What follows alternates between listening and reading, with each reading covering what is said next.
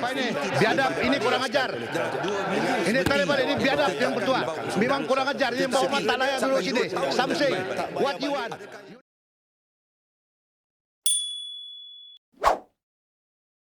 Datuk Seri Anwar Ibrahim menegaskan siasatan ke atas bekas Perdana Menteri Tun Dr. Mahathir Mohamad dilaksanakan Suruhanjaya Pencegahan Rasuah SPRM dilakukan sendiri agensi penguat kuasa itu secara bebas dan berkecuali.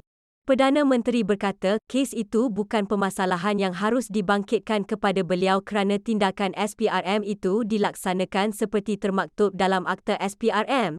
Katanya, memang tidak dapat dielakkan persepsi campur tangan Perdana Menteri kerana ini membabitkan tokoh politik terkenal. Tapi kita harus terikat dengan fakta dan undang-undang. Orang yang menganggap ini tuduhan bermotif politik perlu melihat kepada fakta dan bukan mengelirukan rakyat. Kalau nyata siasatan ada terhadap kes berprofil tinggi dan alasan cukup kukuh untuk mendakwa, maka itu tugas SPRM dan Jabatan Peguam Negara. Sepatutnya masyarakat termasuk ahli Dewan Negara memberi sokongan yang padu untuk usaha membersihkan negara dari penyakit rasuah ini, katanya di Dewan Negara hari ini.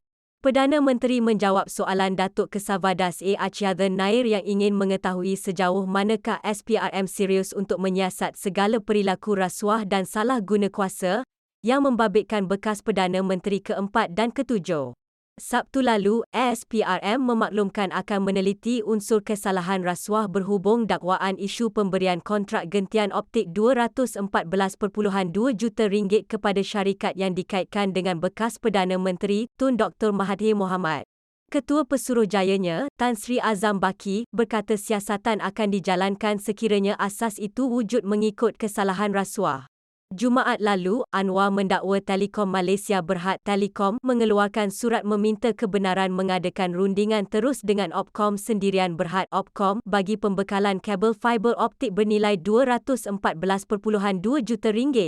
Surat berkenaan dikeluarkan kepada Kementerian Kewangan pada 15 September 2003 yang mana Perdana Menteri dan Menteri Kewangan ketika itu adalah Dr. Mahathir, manakala anak ketiganya, Datuk Seri Mukris adalah pengarah Opcom. Menerusi pembelaan terhadap saman difailkan Dr. Mahathir, Perdana Menteri berkata, Telekom adalah syarikat berkaitan kerajaan GLC yang mana Menteri Kewangan diperbadankan MKD memegang satu saham khas yang memberikan MKD kuasa untuk menolak keputusan lembaga dan pemegang saham lain. Sementara itu menjawab soalan tambahan, Datuk Dominic Lau mengenai mekanisme siasatan SPRM tidak dipengaruhi kuasa politik termasuk arahan politik, katanya kaedah yang dijalankan SPRM jelas, yang mana jika ada aduan maka akan dilakukan siasatan. Beliau menjelaskan sebagai Perdana Menteri, beliau mengarahkan semua badan penyiasatan termasuk SPRM, Lembaga Hasil Dalam Negeri LHDN, Polis dan Bank Negara BNM menjalankan tindakan tugas masing-masing secara profesional tanpa rasa takut dan pilih kasih. Katanya, arahan saya jelas yang mana badan penyiasat perlu melaksanakan tugas berdasarkan fakta dan mengikut lunas undang-undang. Dalam isu ini, kita kena lihat kepada fakta, jika ketika memegang kuasa, orang itu menggunakan kuasa itu, memberikan kontrak kepada anak pinak, ahli keluarga dan kroni serta mengkayakan diri, jangan dipersoalkan siasatan dan katakan ini tomahan politik, katanya. Beliau mencabar mereka yang mendakwa pertuduhan berkenaan bermotifkan politik mengemukakan aduan mengenainya untuk siasatan lanjut. Bagaimana kita boleh katakan kekayaan yang ada itu tidak dapat diterangkan, malah pengedaran wang berleluasa? Sebagai ahli Dewan Negara sepatutnya kita mengambil sikap yang sangat positif dalam hal ini dan menyelamatkan negara dari kencah malapetaka rasuah yang berleluasa, katanya. Perdana Menteri turut menyatakan kebimbangan dengan sikap sesetengah pihak yang menyatakan tindakan yang diambil SPRM adalah atas motif politik. Sekarang ini setiap tindakan diambil SPRM dikatakan sebagai bahan politik dan ini bahaya kepada negara, katanya.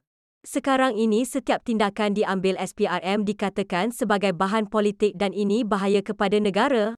Saya ingin memberi jaminan dalam kerajaan perpaduan arahan saya jelas, semua pihak perlu bertindak dengan tegas supaya penyakit, barah, rasuah ini dapat dihapuskan dalam negara ini, katanya.